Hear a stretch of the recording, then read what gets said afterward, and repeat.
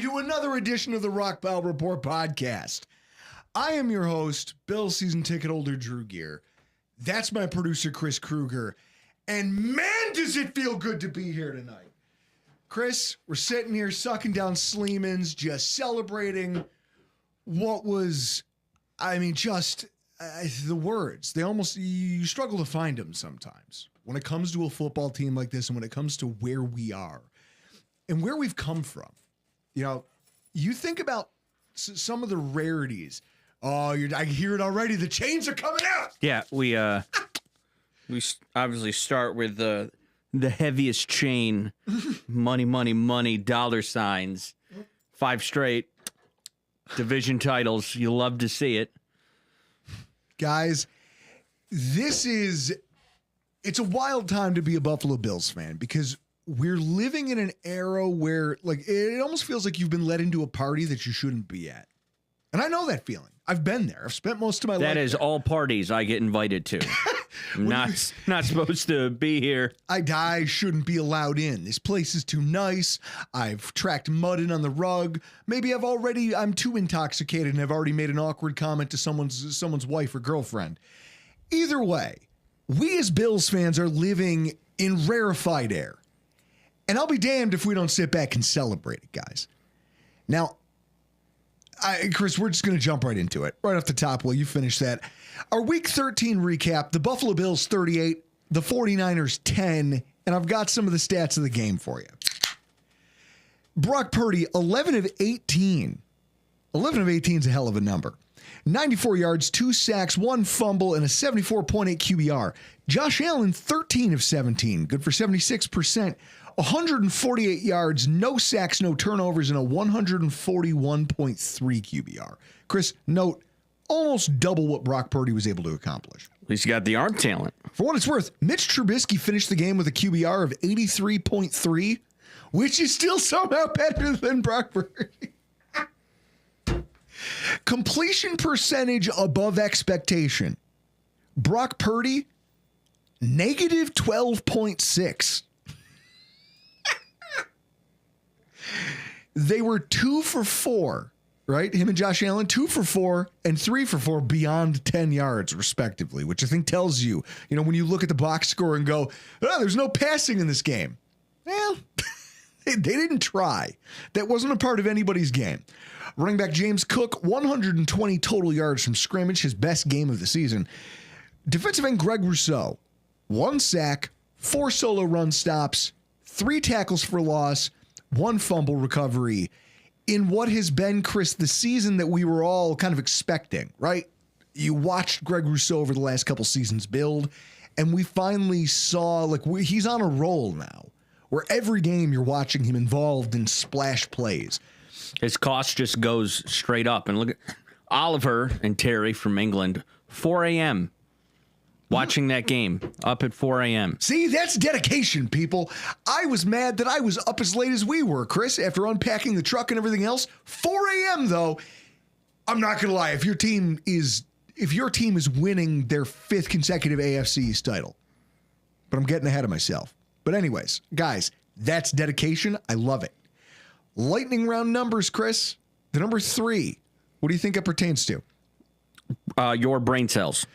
No, it's the number of turnovers by the San Francisco 49ers offense. That too. Do you know that all of them occur, 3 of them, 2 of them occurred within 2 minutes of actual clock? Yeah, they couldn't hold on to the Key! damn ball. Jimmy Key's in here with us. Hang on to the damn ball. The number 67, Chris, what do you think? The last time the Leafs won a cup. No, it's the rushing yardage advantage by the Buffalo Bills compared to the San Francisco 49ers. And the number 5, you know that one. That's low-hanging fruit. Booker T. 5-time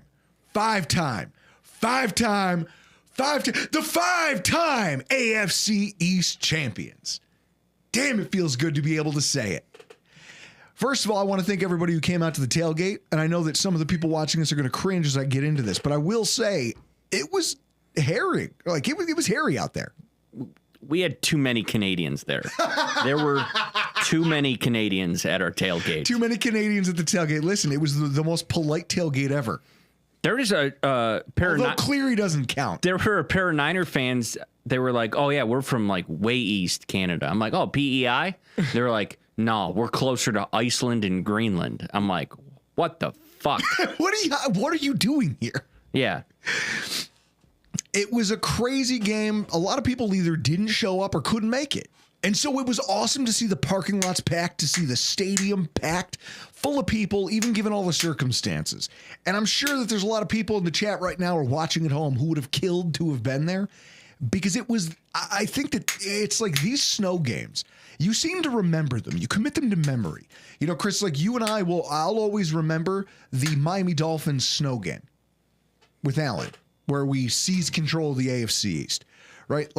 The meaningless game, I think it was 2014 when the Bills beat the Aaron Rodgers-led Packers, and there was, Mario Williams had a sack fumble in the end zone right in front of my seats, and I thought it was the greatest day of my life. Now, we didn't end up going to the playoffs that year, but the snowy weather and everything else, it made that game memorable.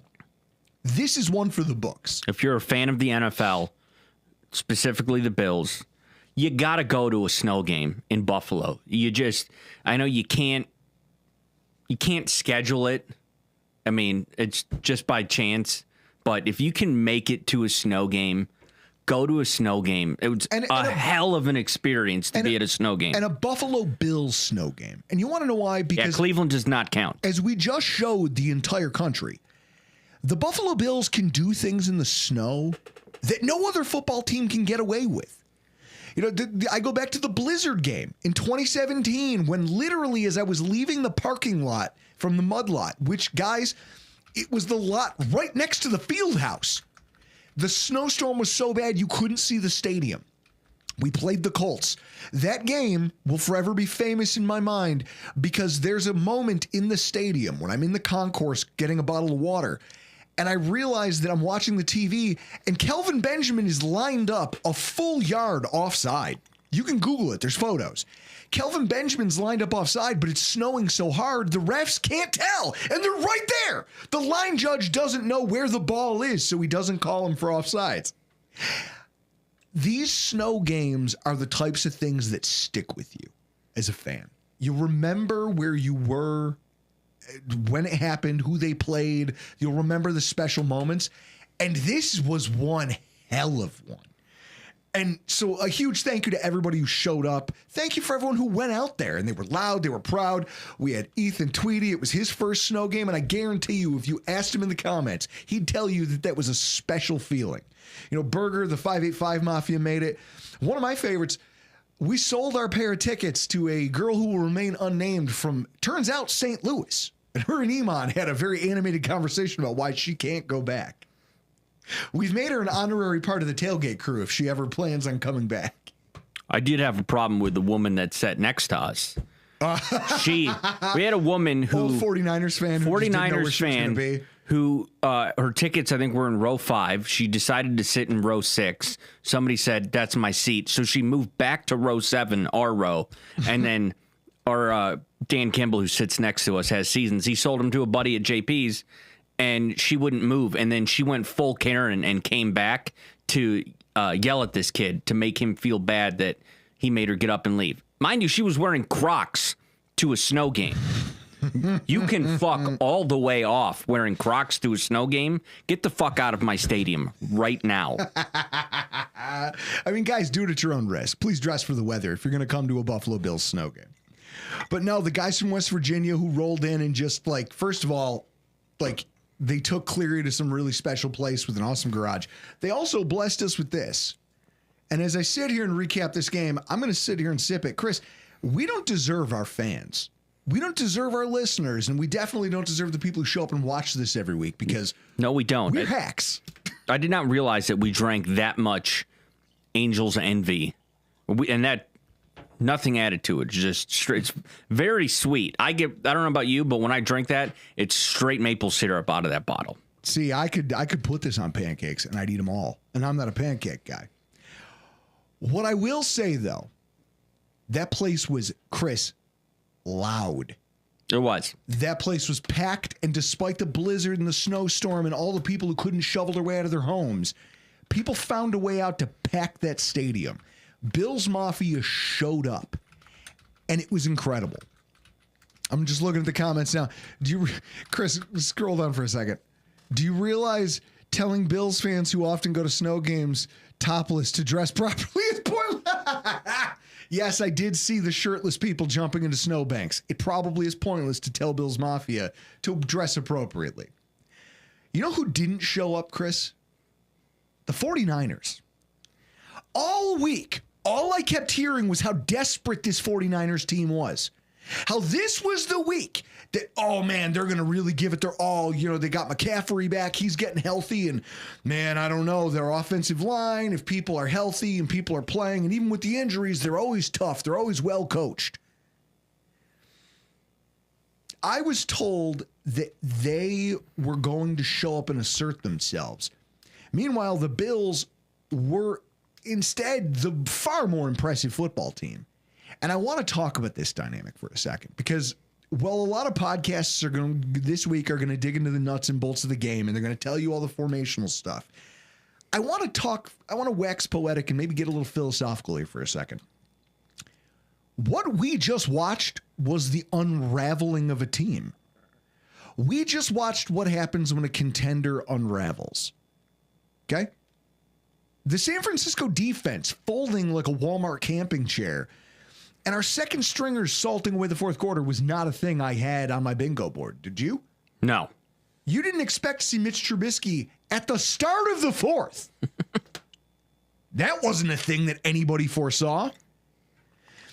And the game makes you question a lot about where that team is right now. And honestly, in retrospect, like this game and the outcome is probably how it should have gone. I mean, you're talking about a quarterback who hasn't thrown all week.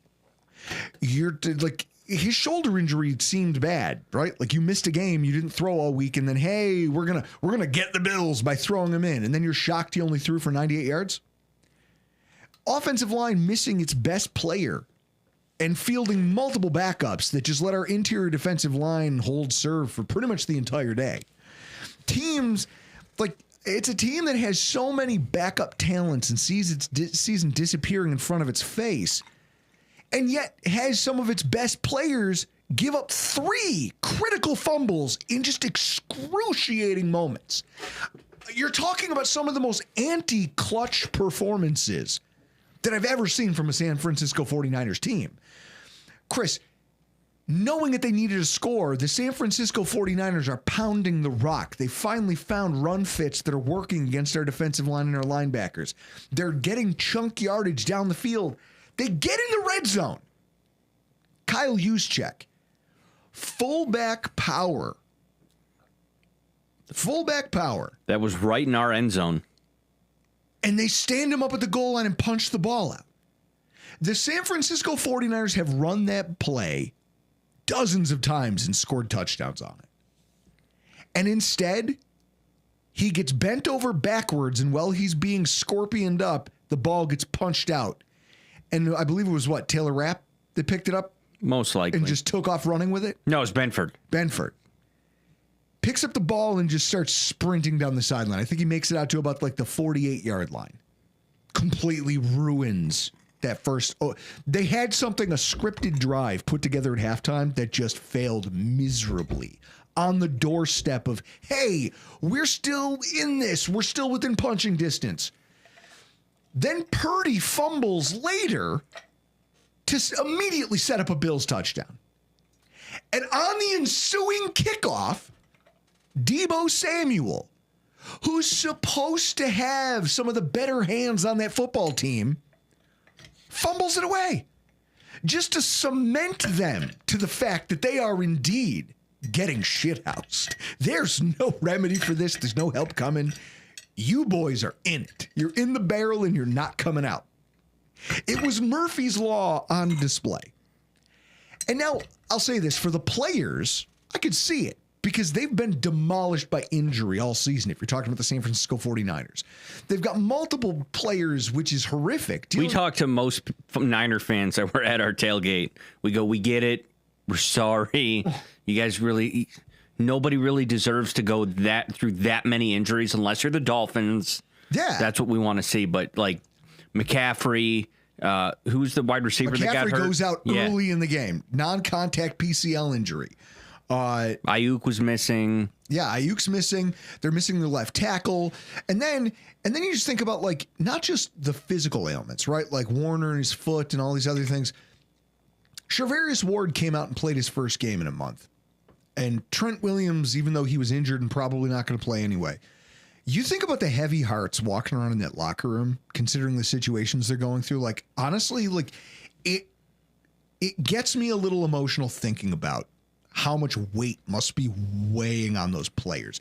It's the Bills post the Damar Hamlin situation, where it's just you've been through so much and so many of your teammates are hurting physically, emotionally, mentally, and you just saw a group of players sag under the weight of all that.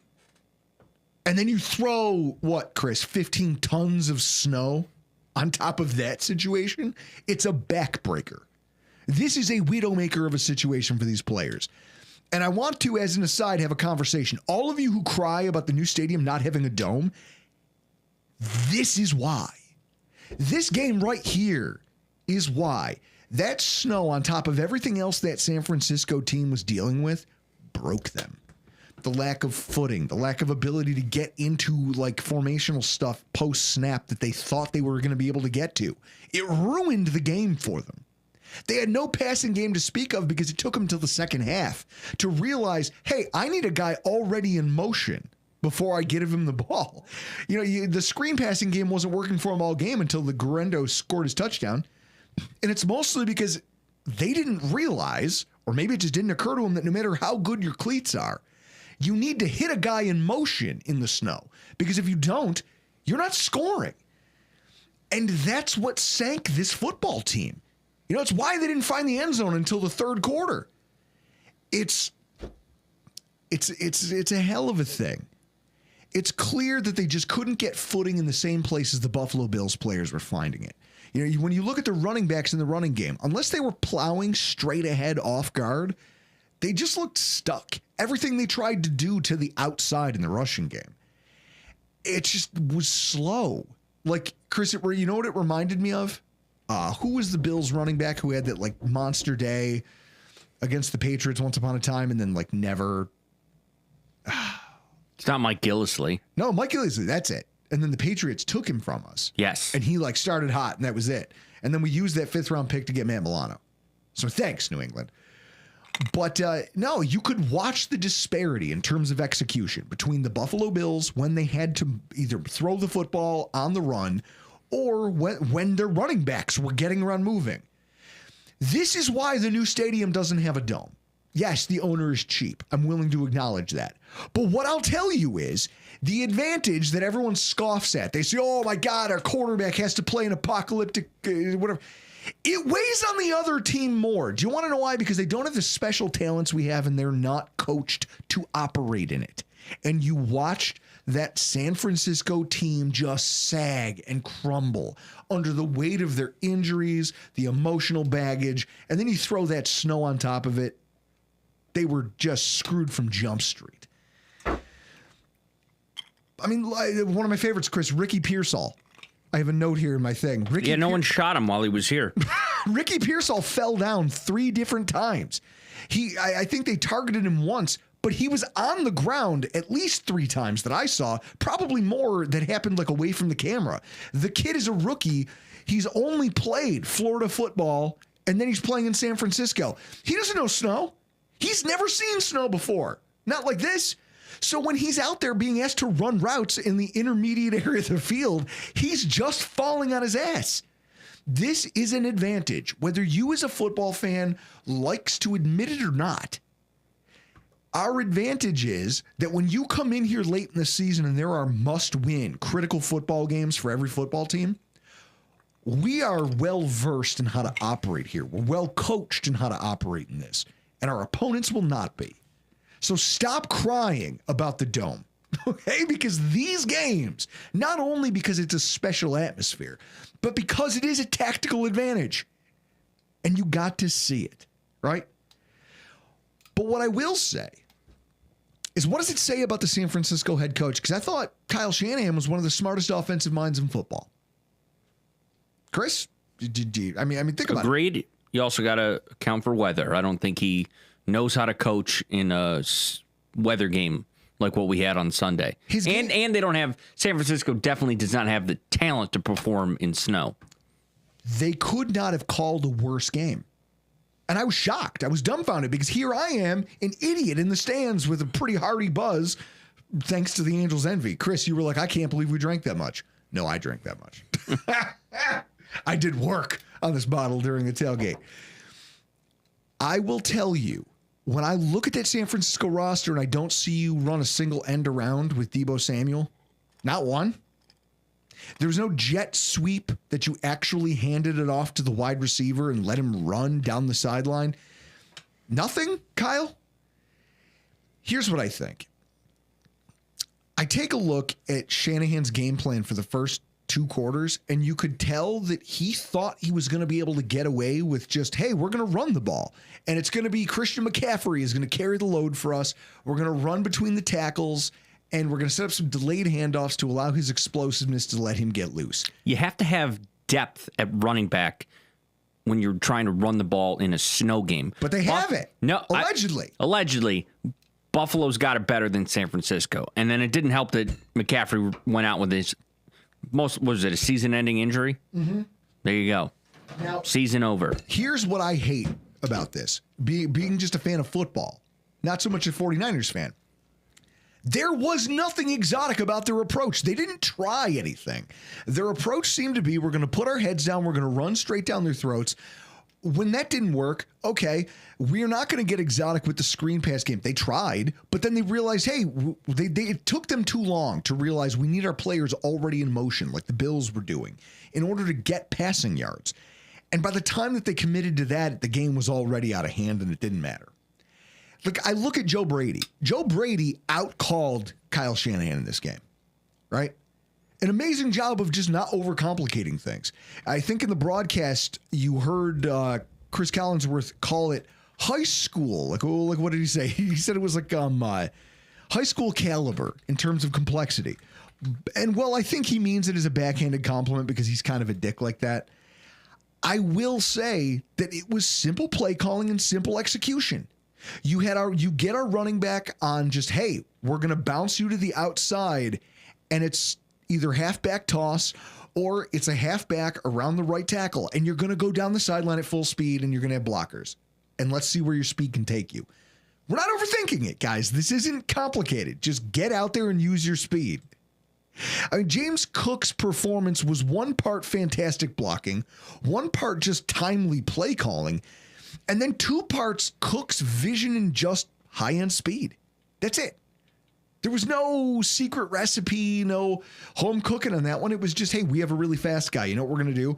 We're going to create some space, get some wide receivers. Like, Chris, they used Mac Hollins, and they used Khalil Shakir when they were in like 12 personnel. They'd use those 2 receivers and then sometimes bring Shakir in on the wing and then use him as a blocker. And it's amazing to see that dynamic unfold where you're watching a team go, oh, we don't have to do anything special. We're just going to put a hat on a hat and play football, and we're going to bully you up and down this football field. I like it. Hat on a hat. I'm taking a look at some of the comments right now. When it's too tough for them, it's just right for us. That's this game. That is this football game. Oliver, this game makes me think the Calvin and Hobbes comic strip where Calvin's bitching about shoveling snow and being told it builds character. That's it. This was the 49ers trying to build character out in the snow.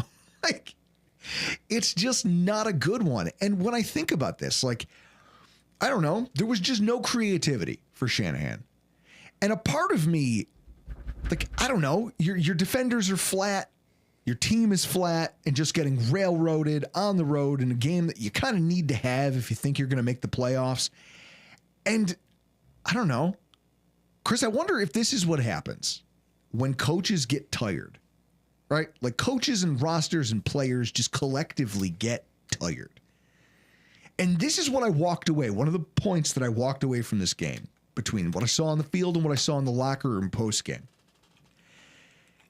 Some coaches aren't mentally cut out for the grind, and they don't adopt a culture that can handle failure, right? Like there's a phrase I always used to hear in shitty softball where it's pressure breaks weak pipes. Who came up with that, Mark? Who knows? Some moron who's not on our team anymore. Because you know why? The only criteria to play softball with me is you just got to be a good guy. You don't even have to be good. You just need to be fun to drink with.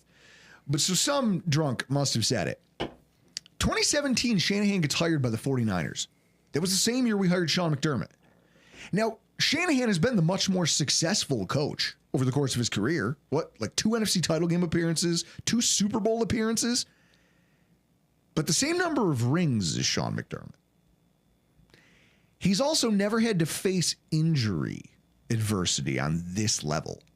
He's also never had, and if I can be...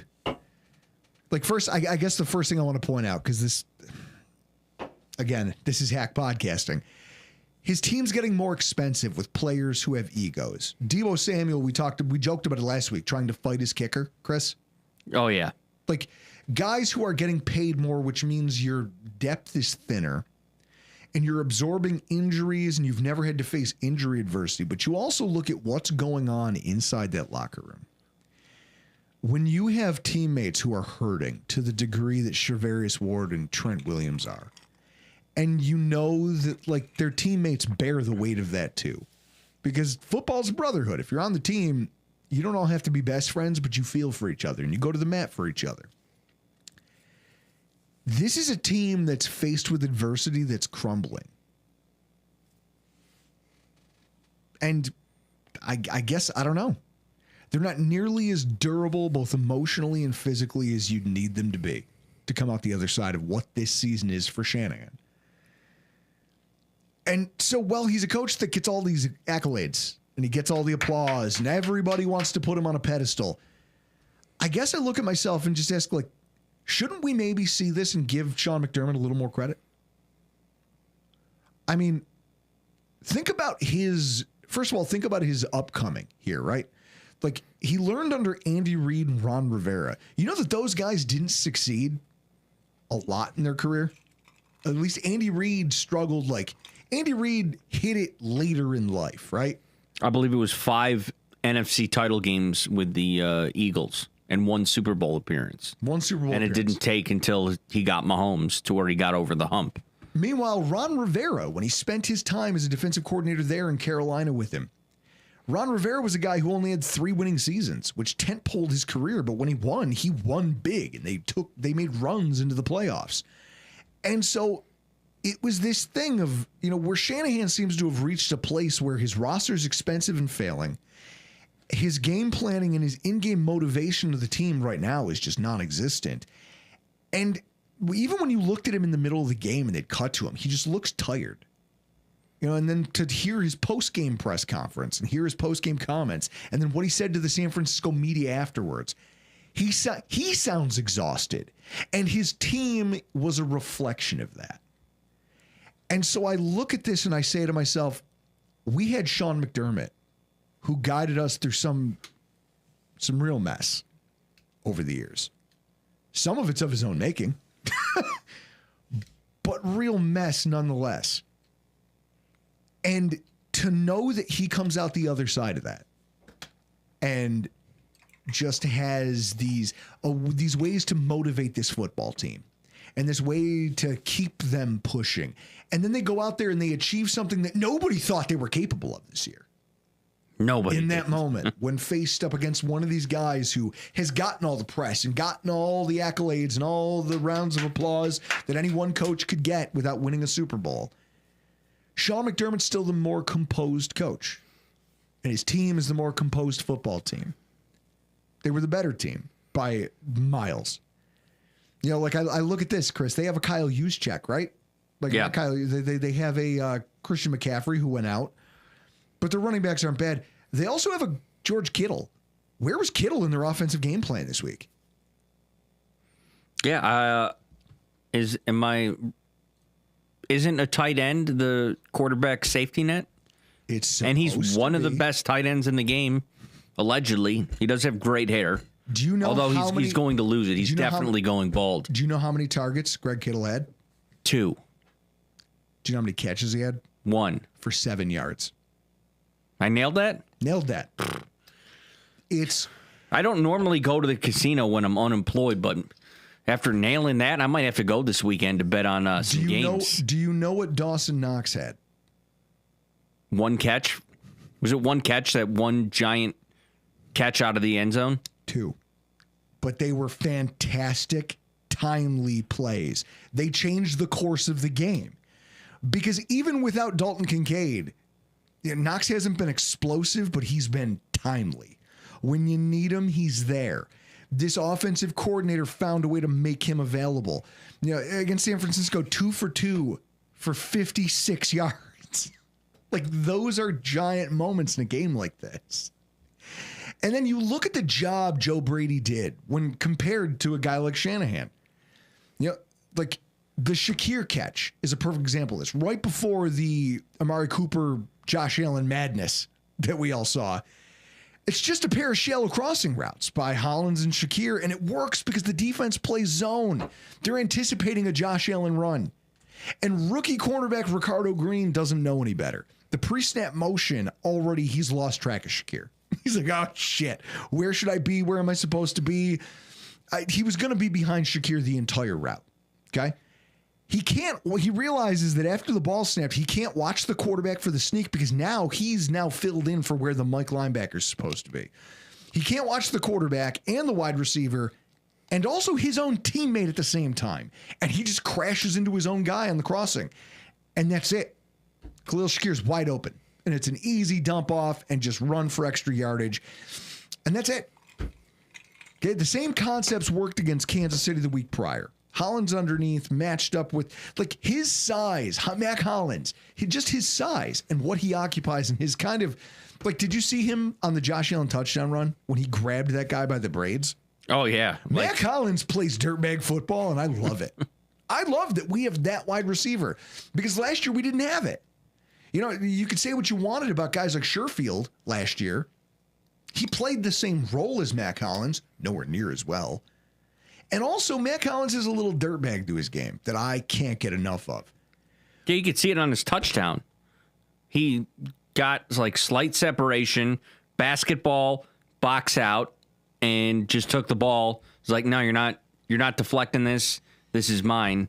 Get out of my face while I walk over to the sideline, take my shoes off. There was none of this from Shanahan as a play caller. Nope.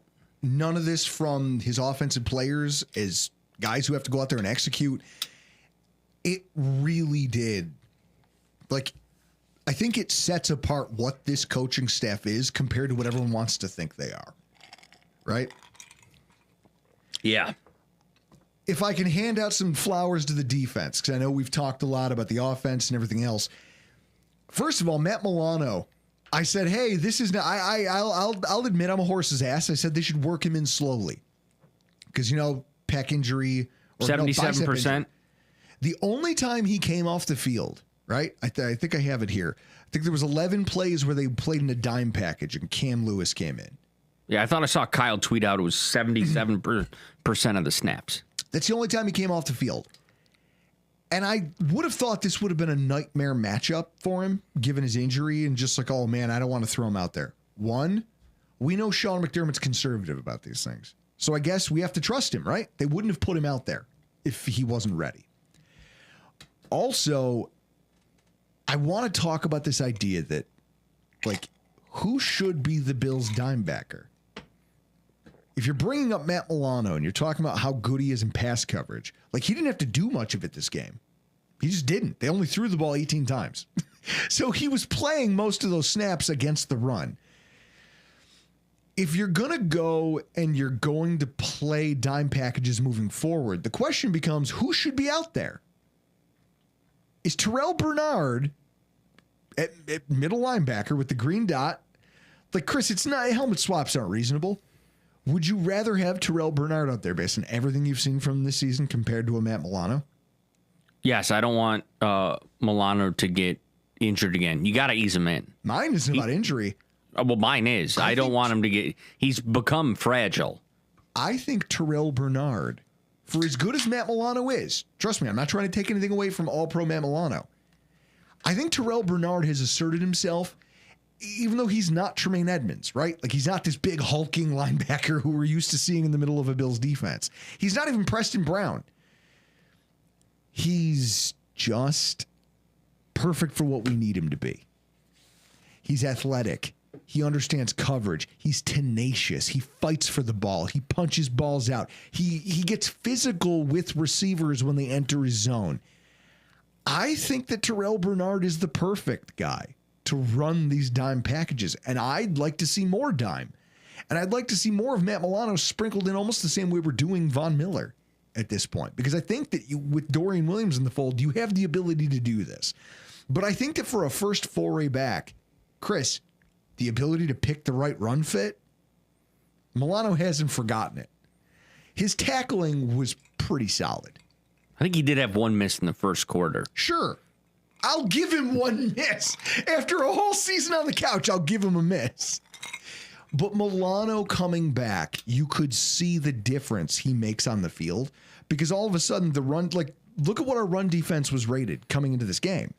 We were talking, every single pundit from the San Francisco 49ers media, the beat reporters, the podcasters, they were like, well, this is a game where we're going to pound the rock because that's how the Buffalo Bills are vulnerable.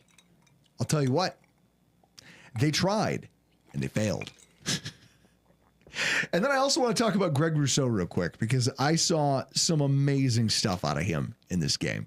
He was authoritative against, albeit a backup left tackle, but some of the things that Babich is doing with him because he's so much more aggressive than Sean McDermott ever was, and Sean McDermott's giving Babich the leeway to do it. You watched him on the play where he generates his sack. It was one of the coolest plays. Like, I'm looking because usually you're there at the game and then you go home and you do a rewatch and you say, okay, like, what did I see? Did what I'm seeing now on TV line up with what I thought I saw in the stadium? You make some mental notes about like, hey, I want to see that play again.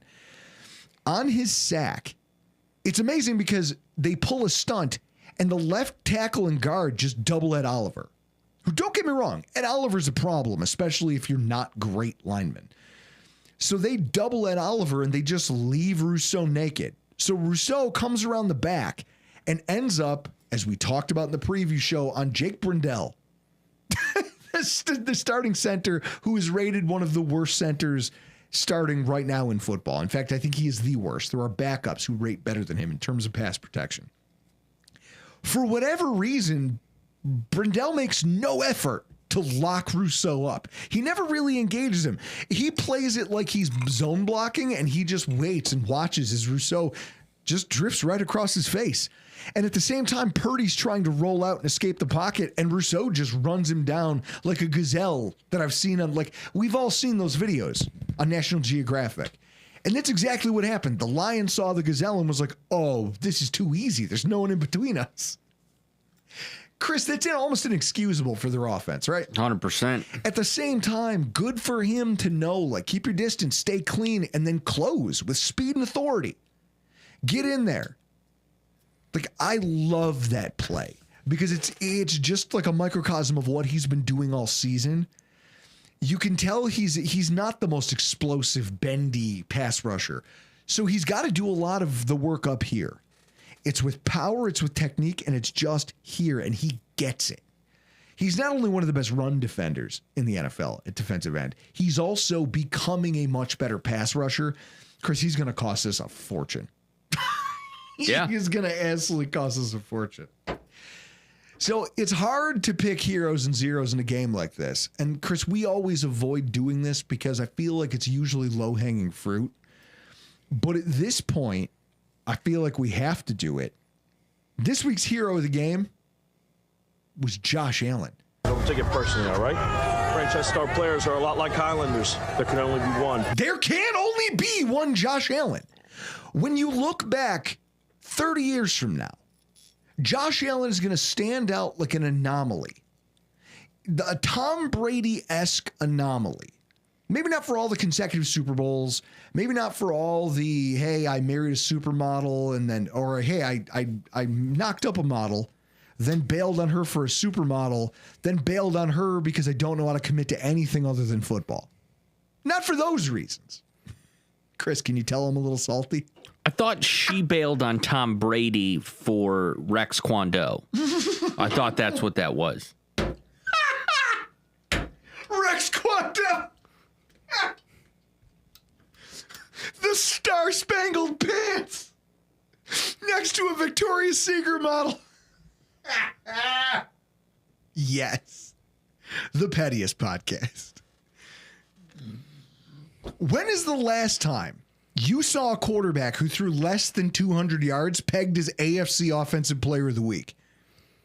I'm going to say that, what was the game where he was, he said was it Dallas, where he was like, oh, it feels like I did a group project. I contributed nothing and still got an A. Yeah. That game. Except he got named Offensive Player of the Week this time. Do you know how insane that is? That means that what people who vote on this award saw was so, like, you almost run out of words for it, right? Like, the shit that he gets away with on a football field, implausible, outlandish, inconceivable. Like, the Merriam-Webster definition of incredible implies that it's difficult to believe. I don't think what Josh Allen does in a football field is difficult to believe. It shouldn't be. It's like if you told me you could fly, and I'd be like, well, that's not possible. If you told me, right, like that a quarterback could do what he does with a football, could score the 4th and 2 rushing touchdown against the Kansas City Chiefs, could almost win that Tennessee Titans game a few years ago, could go on to just ravage teams with both his arm. Like, think about the ridiculous throw he had against the Chiefs in the playoffs last year to Shakir. No one completes that pass except for Josh Allen. And at the same time, he'll run the ball down your throat. He will hammer your linebackers in the open field. And then he'll pull out some absurd shit that even the players involved in the play can't believe actually happened. Don't believe me? Just ask Amari Cooper. Amari Cooper had to sit there in front of the media with just like deer in the headlights look as they come to him and they go, hey, Amari, so what was going on? What was going through your head during that lateral touchdown to Josh? And he's like, man, I've never seen anything like that. I've never seen it. And Josh was there and I threw it to him. He looked like he wanted it. And then they cut back to Josh. And do you know what his explanation was? And do you know what makes him one of one? Josh's explanation for why the fuck he was even out there to receive a lateral in the first place is that, well, I knew I threw a bad pass. I threw Amari a bad pass and I got him jammed up. And so I just felt like I needed to be out there. Now, Chris, when you say that and you go back and watch the replay, he has to like fingertip that ball and there's already guys closing on him. It's very clearly almost a fumble. Like if a guy were to get his hand in there and swat at that, there's a very good chance Amari Cooper could fumble that football. Yeah. Josh Allen's head is in such a place that he can not only throw the terrible pass, but then have the wherewithal to say to himself, ooh, I got to redeem myself. And he runs over there because on the off chance it gets fumbled, he wants to be there to dive on it because it's his fault. In his mind, he's already in real time taking accountability for his mistake. And then when he catches it and gets it clean and they make eye contact, Amari Cooper goes, I don't know what the hell you're doing out here. Take it. And just gives it to him. And Allen, with no hesitation, is just like, fuck it, we're going. I'm doing the thing. Because it's woven into his DNA that if you put the ball in my hand and I'm that close to the end zone, it's pylon or nothing. And I'm going to kill myself and everyone else who stands in between them. He is one of one. He finishes first in absurd touchdowns, first in wins, first now in touchdowns in team history. Right? Yep. That's crazy.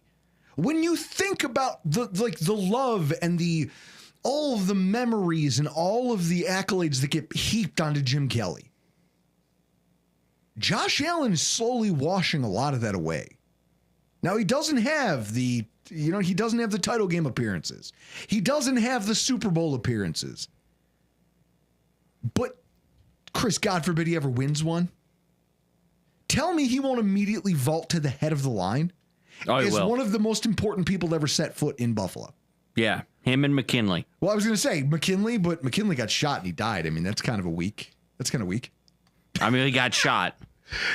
President Bill Clinton and Al Gore. I went and saw them at the... I like Oliver. It's dangerous to go alone. Take this.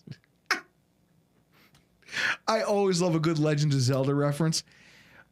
Bill Clinton and Al Gore were here when I was in like high school, and my mom let me like skip school.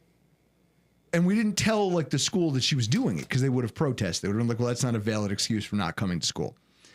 And then my mom decided to talk to reporters the way you did on Spectrum News this week. Yes. And there's my stupid face in the background. And so I got like laughed at and made fun of when I got when I got to school the next day. But no, Josh Allen outranks Bill and Al.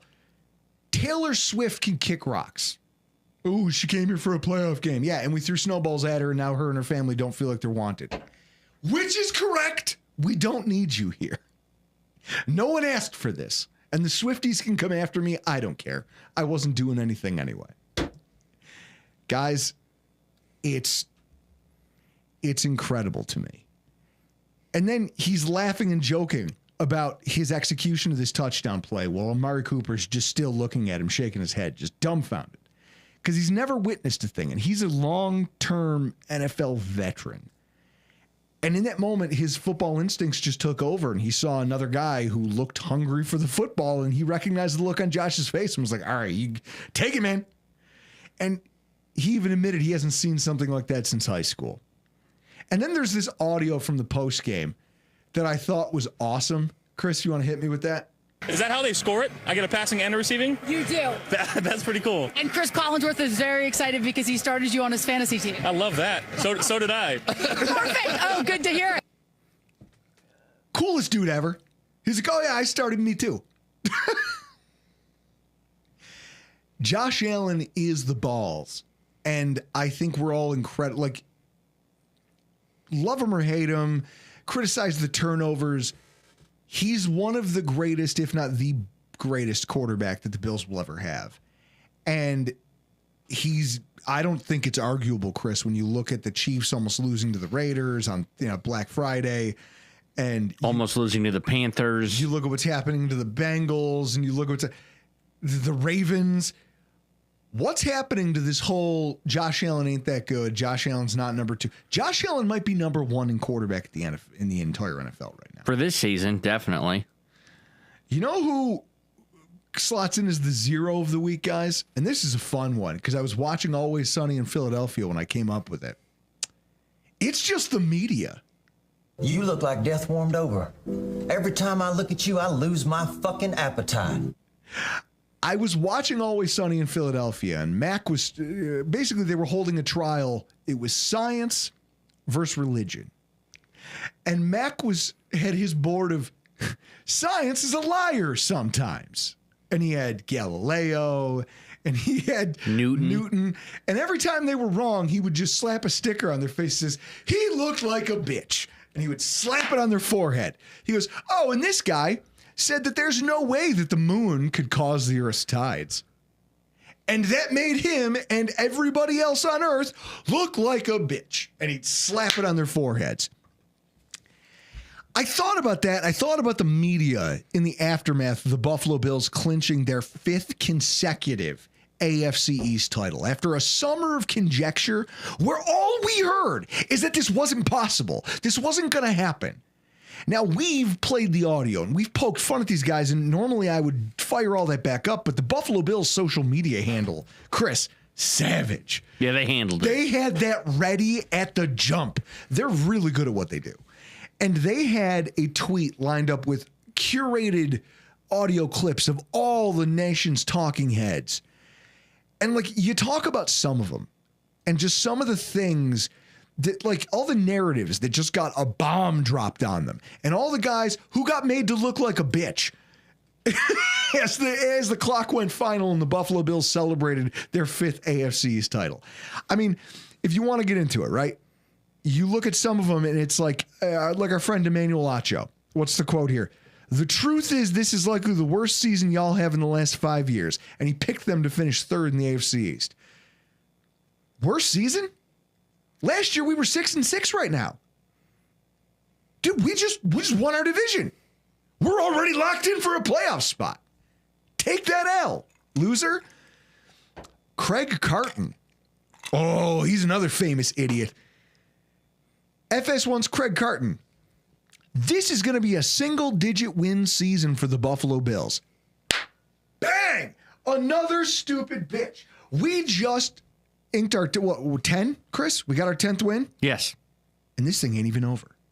You feel like an idiot, don't you, Craig Carton? You don't. I know you don't because you're not ashamed of this, but you should. He also picked the Bills to finish 3rd in the AFC East.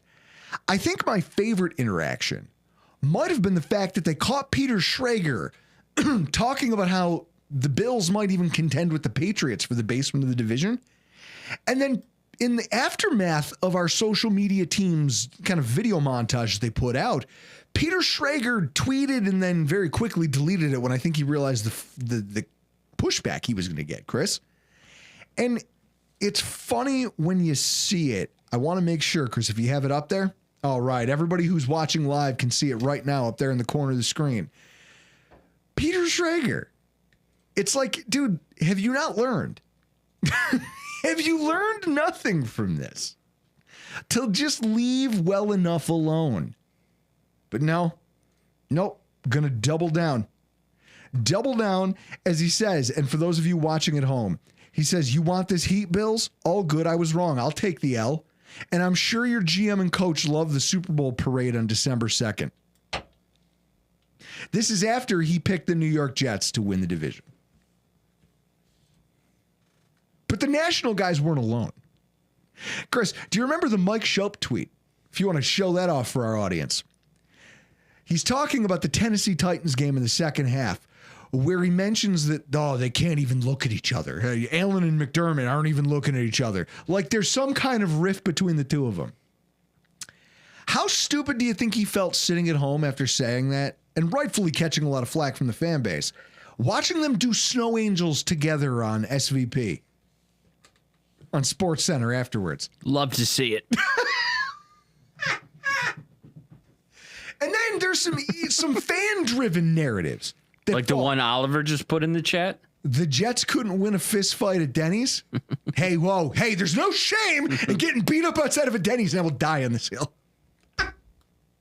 Do you know that's the most white trash? Like, Chris, out of all the white trash things I have in my personal profile, in my personal history, I wonder, does the fight at Denny's, fighting in a Denny's parking lot and also getting your ass handed to you, does that count as qualifying you as garbage? You know, my best friend growing up, Adam, he's texted me before saying that clip I put in one of our podcast intros is his favorite part of our show, knowing that you got beat up outside of a Denny's. And so people know that have lived in Buffalo. We're talking the one on Ridge Road. That I now live around the corner of. Yeah, and I have Ridge to drive Road, past it every day on my way to work. The 90 and 219. I drive past it every day on my way to work, and I see it, and I just shake my head, and I go, ooh. Like, you get a shiver. I can see the shrubs where just, we joke around, we call him Zeus. He was just pummeling me inside of bushes. It was a hell of a thing.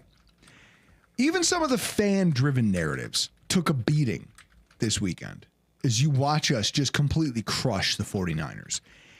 This McDermott can't outcoach smart, offensive, aggressive head coaches. Shanahan's that. Except when Shanahan's not on his A game, Shanahan doesn't have what McDermott has, I don't think. As we talked about, when it comes to being able to rally the troops through adversity, I think that all these smart guys might run into this problem, right? All of the smart guys as coaches, quote unquote, might probably struggle with this concept of, you're great on a whiteboard. What do you know about the guys in the locker room? Can you feel the pulse of that? Can you build a culture of accountability to where you don't have to be it anymore? The players do it for each other. The Buffalo Bills have that. You know, I saw something today that made me think of this. Every Bills fan out there, not every Bills fan, but I know a whole bunch of them were pounding the table for the Bills to trade for Deontay Johnson. And we didn't. The Ravens did. And people decried that as being sitting on his hands. And then you see today that Deontay Johnson was suspended for a game for conduct detrimental to the team because in the Eagles game in the fourth quarter when they were getting beaten, they told him to go in the game, and his response was, nah. He pulled a Leon from the old 90s Budweiser commercials where he's like, nah, coach, I got to stay here on the bench. So maybe the camera catches me and my sponsors, they kick me some cash. He's an ass. And the Bills didn't have a need for a guy like that. And so in that way, I believe in what's been built here. And nothing speaks to that culture more than the way that these teams respond to adversity. And the 49ers couldn't. They had no ability to. Whereas the Bills, you've watched them walk through the fire of things like this and come out the other side as winners. I think it's incredible. And then there's this weird thing that started last summer. someone out there started the narrative that they'd rather have Brock Purdy than Josh Allen. They're like, oh, he's a more accurate passer. He makes better decisions with the football. He still has the running ability. He can do this. He can do that. It's the same person that said they'd prefer Duck Hodges to Josh Allen. It's the same conversation, right? And because I drink, my memory gets fuzzy. But I remember this, and I remember the punditry, the guys who legitimately put pen to paper, lips to microphone, and put their reputations on the fact that they would rather have a Josh Purdy than a Josh Allen. Purdy. Whatever the fuck his name is. It doesn't matter. He's a bum. Now, first of all, you're playing with a shoulder injury. And everyone goes, well, that's why he was bad. He had an injury. We had a quarterback who fought through a UCL tear to be on the field, and then he goes on to throw for 300 yards against the Vikings. Our guy is indomitable. Your guy fumbles the ball on a passing attempt in the snow. I don't want to hear anything about it. But here's the worst. It's not a new phenomenon because I've heard this for years. Tua, more accurate than Josh Allen. Dak Prescott, more proven than Josh Allen once upon a time. I heard that Burrow was a way better passer, even though he's way less durable and he's got some questionable leadership things because I don't see the team rally around him the way they do Josh. Lamar, because he's won an MVP. He must be better. Aaron Rodgers was going to be the reason that idiots like Craig Carton were willing to put their personal brand on the and Mike Greenberg at ESPN were willing to go out there and say things like, well, we've got Aaron Rodgers and he's obviously better than Josh Allen. So we're going to give the Jets the division. So it's almost Aaron Rodgers Enigma, Netflix, December 17th. Watch it. God, I will not. I won't. I won't watch a puff piece about some grandstanding asshole who puts himself ahead of every single teammate he's ever had for the last 5 to 7 years. So it's fitting for the Purdy is better crowd that after the TV sitcom fumble that he throws, here's Josh Allen just howitzering a first down pass through the wind to Dawson Knox that gives him first and goal, and then he runs in a touchdown. Right? Just, he cements the fact that you look like you belong on Home Improvement. I look like I belong on Monday Night Football. I belong here. You simply occupy space here around me. It's this thing where if anybody's ever noticed, if you try to stack other quarterbacks up against Josh Allen, they all inevitably like Icarus. Like he's the sun and they all get too close. And the second they take the field with him, they just burn up. And that's the end. And I'm excited to see that this thing continues. And that not just continues, but Chris, as he gets older, it's getting better. He's limiting the turnovers. He's making better decisions. I don't think he's ever had better chemistry with his pass catchers than he has now. And this was supposed to be the year that we didn't have any talent at those positions. This is amazing. I love every second of it. We have what we have because of those two men right there. Like you can, maybe three, if you want to count in Brandon Beane and all the smart choices he's made in selecting the right players. He's avoided the Deontay Johnsons of the world. And he's brought in the Matt Milanos.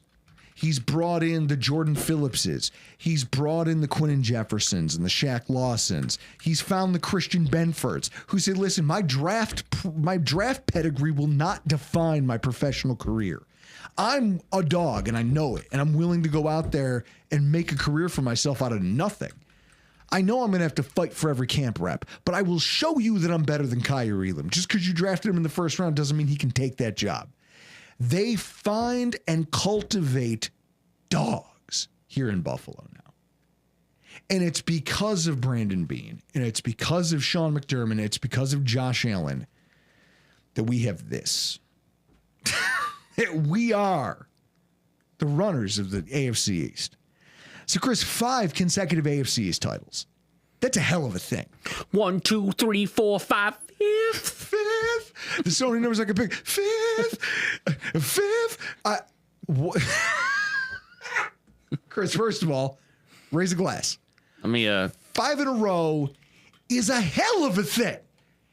And you're entering the conversation, right? The Tom Brady conversation. Now, obviously, he doesn't have the rings. So I understand a lot of people will scoff at it when I say it. But no quarterback head coach combination has dominated a single division the way the Bills have recently since Tom Brady and Bill Belichick. It's just fitting it's here in the AFC East. And I think that it's a testament not only to the fortitude of Brandon Beane, Josh Allen, Sean McDermott, but also, like I noticed in the post-game press conference, not press conference, in the locker room, there's been times in the past when they won the AFC. I think the first time they won it, he obviously cried. He cried. He was like, "This is years in the making. We won the title." Because the first year, Chris, if you remember, they were a wild card team in 2017. They didn't win the AFC East. And they were a wild card team in 2019. They didn't win their first division title until 2020. And so in that way, when he won that first division title, Sean McDermott cracked. He got emotional. He cried a little bit. You see him this weekend, he's just like, "All right, boys, we won, but it's not done." And Josh Allen was right there in lockstep with him going, "Hey, boys, we still got something to play for. We know what we're looking at. We know where our eyes are." Ralph Wilson Sr. wants to know if we're drinking a fifth of bourbon tonight for the occasion. I am working my way through this Angels envy. Guys, it's a hell of a time over here in the Rock Pile Studios. I see Joe Miller in the comments. You can ask him. The bourbon selection over here is impeccable. The impressive thing is the longevity of this. And then you take a look around at our divisional counterparts, because in truth, some of this is kind of thanks to their ineptitude. But this is what they've always known, and it's what they are. We just talked about how Sean McDermott, Josh Allen, Brandon Beane, they've cultivated a culture of overcoming adversity, of winning despite adversity, and also finding the right guys who have what it takes to make it through that process. What do the Jets and Dolphins have right now, Chris? Like, what do they have as franchises that you would hang your hat on? I mean, the Jets don't even have a head coach or a GM. We've got Enigma, December 17th on Netflix. Why do you keep? Are they paying you to plug this shit? If so, I want a cut. Are you holding out on me? No, I'm 100% watching it. Dr. Jekyll, no watering down my bourbon. Absolutely not. You drink this neat, baby. It's Angel's Envy. You got to get in there. Here's what I love. The Jets are rudderless. They don't have a GM right now, much less a head coach, and they don't know who their quarterback's going to be in 2025. I don't see them as a threat anytime soon. What are the Dolphins? Maybe the head coach stays, but after this last loss, I don't know. They didn't. He got a contract extension before the year. Dick Geron also got a contract extension. I'm just saying. If Stephen Ross is serious about winning another, or at least attending a Super Bowl before he dies, I don't think McDaniel's your guy. You've heard all the claims coming out from other players. Soft. No, soft, not just soft. You saw it became a joke. They were laughing about, oh no, this narrative that we can't play in the cold. And then in the Green Bay locker room, after they got throttled by the Packers on Thanksgiving, they asked Josh Jacobs, they were like, what did you see, from the team on the, the defenders on the other side of the ball from me? And he goes, look like some cold ass boys over there. They look cold. And then somebody mentioned that they were like, I don't know, coach just didn't have nothing. Coach didn't have nothing. They said an anonymous source in the locker room says that the coach was more concerned at halftime with getting warm than he was with rallying the troops. Chris, let him stay there his entire 6-year career. There's nothing standing between the Buffalo Bills and continued domination of the AFC East. See Steve Noble there in the comments? Steve Noble, what do you got here? I didn't realize that if the Bills win out, McDermott will have Bill Belichick's regular season wins in 8 years. Well, 88 wins. I think it says 88 regular season wins in 8 years. I didn't realize that as of today, already more wins than the Bills had in the 17-year drought. Fuck yeah. McDermott has eclipsed the drought. We've now moved on as a fan base and as a people. And I wore this shirt tonight, not only because it's fitting, but because I sat here wearing this shirt during a podcast we did in the summer. And I sat here and I started asking questions about this idea that people were angry tweeting at Sal Capaccio when he tweeted out about what's his face, the kicker, Tyler Bass. Hey, Angels envy. So Tyler Bass missing field goals in training camp, and people just replying with vitriol and just, this isn't going to win us the division. And so I sat back here wearing this exact shirt in this exact seat, drinking not quite this exact beer, but enough of them. And there's some Kolsch's in the fridge if you need them. Oh, I'll fire those things right into the sun. And I tried to appeal to all of you in Bills Mafia. And I said, look it, guys, I understand. I have doubts. I don't think we're as good as advertised. I don't think we're as good as we have been in the past. Here's what I will say. What happened to you? You fans who are now attacking journalists because they're trying to be supportive of kickers? You're mad about a kicker? How did we as Bills fans get to this point? You know why? Because you listen to all the idiots out there running their mouth about how bad the Bills were supposed to be. We had no hope. It's over. We're third place, fourth place teams. You took the bait. You ate the cheese. And so it's that thing of, I had to sit back here behind this microphone and try to remind everybody that the division runs through Buffalo until someone proves otherwise. And now I sit here feeling vindicated that we not only won it faster than we've ever won it before. And in fact, I think, Chris, only 5 other teams have ever clinched it this quickly. I think so. There was a time back in April. For those that don't know, we do a draft series leading up to the draft where we get smart football people on to talk about certain positions. And we had EJ Snyder on from Bootleg Football. And they've always done a team-by-team preview every summer. It's the best thing that they put out. And they usually do a division wrap-up on the end of the week for whatever division they're doing. And I sat here before we started recording with EJ, and I said, EJ, I want you to make sure that Brett picks the Bills to win the division. What I want him to do is open up 4 tabs on Google Chrome, pull up the depth chart to every team, find out which team has Josh Allen. That team will win the division. Exactly. It never fails. As long as we have Josh Allen, we're in the driver's seat for the division.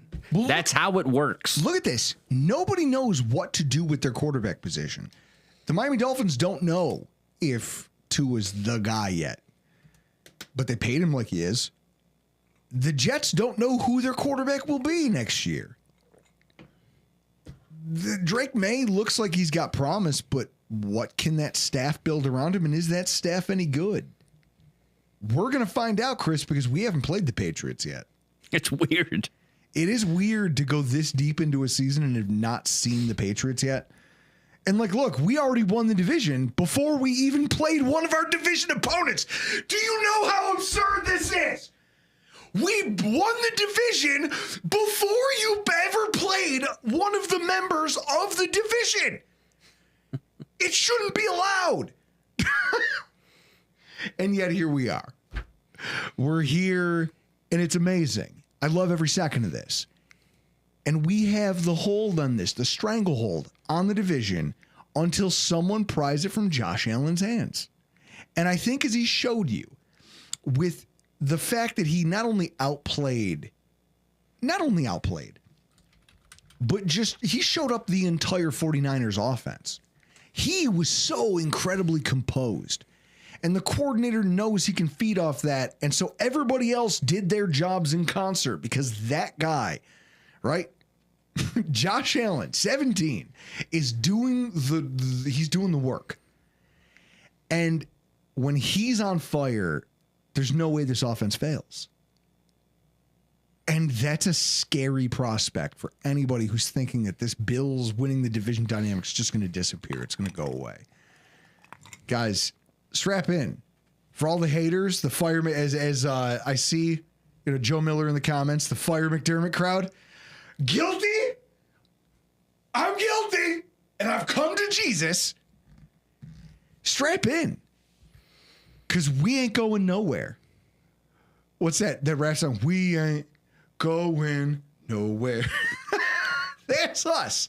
That's the Buffalo Bills here in the AFC East. You're not Puerto Rican enough to do that move. Please don't. We are everyone's fucking problem until someone in the division proves otherwise. And Josh was right. And this is what I love about Josh Allen, being the backbone of this team, the backbone of this franchise. He's leading, the kind of cheer. They give him a game ball. And he stands there around all of his teammates, and they're all rallied around him, and they're looking to him for a speech, and he doesn't give them anything big, long, impressive. He's just like, hey, hell of a win. It took guts, but we got stuff in front of us. We're not done here. That's the guy. That's the guy, Chris. That's the guy who's going to, if we're ever going to make it, he's the one who's going to take us there. Because he's willing to overlook this right out of here and just say, okay, on to the next one. This is 1-1. Okay, we're 1-0. Let's get to the next week. How's that not on a T-shirt? Ralph Wilson Sr. Less Steph, less stress. I'm going to pitch that to some people and see if we can't get it made. Yeah, that is definitely a T-shirt. Joe Miller in the comments. We got to work with him to get that done. But guys, it was just such a thing. It's a moment, but it's not. It's multiple moments. And what it is that we are the most composed team in the AFC East. And that's why we have the best leadership. We have the best quarterback. We have the best outlook on how to win the AFC. And now the question is, what's next? What are you going to do next, Josh? You going to pull the guys together, you and Sean? You, Sean, and Brandon are going to get together, and you're going to hold court, and you're going to focus these guys, and you're going to drill into the next couple weeks. Because, Chris, this is it gets tough from here because you got LA Sunday, then Detroit, then Patriots, Jets, Patriots. McDermott's going to have to do wonders to keep the team focused in the final 3 games to prepare for the playoffs with that stretch of teams, playing the Patriots twice and the Jets. It's like at that point you could probably start Trubisky and win all 3 games. Dr. Jekyll in the comments just said something that I kind of want to close the show with. He comments, if by the grace of God we can stay healthy, this year is our year. Trump 2028. Jesus Christ. Here's what I'll say to that. We weren't healthy. We haven't been healthy. This road to being the AFC's champions hasn't been pretty. There was a game where Josh Allen completed 9 passes, and we were missing multiple players. It was Terrell Bernard's first game back from an extended absence. This team has already faced adversity in terms of injury and absence and loss and guys coming in and out of the lineup.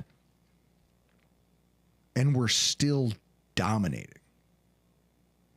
I think everybody should buckle up for what's coming next, because it's not just like Doctor, this is our year. If this team stays healthy, Chris, they don't need to stay healthy. No. They have the right mindset. They have the right attitude. They're put together and they're composed. And they have a psychopath leading them. You know what? I compare this to Washington leading guys across the Delaware. They made a painting for him. Who's going to paint Josh Allen crossing the river, winning a Super Bowl for the Buffalo? Like, that's what I want. I'm going to commission, when the Buffalo Bills win a Super Bowl with Josh Allen at the helm, I'm going to commission someone to paint me Josh Allen crossing the Delaware. Because that's... Delaware Avenue? No, the Delaware. Because that's psychopathy we're talking about. You're going to do something that's nuts. You're going to attempt it, but you're so composed you don't care. Because you're like, listen, we have this. It's some William Wallace kind of shit. And I'm here for it.